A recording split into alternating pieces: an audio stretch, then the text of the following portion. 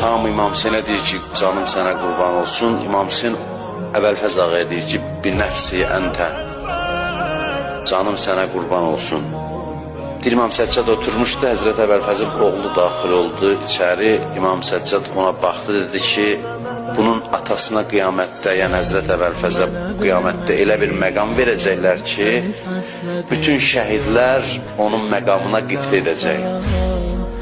Yəni şəhid nə qədər uca məqamdır, şəhadət özünə böyük bir zirvədir.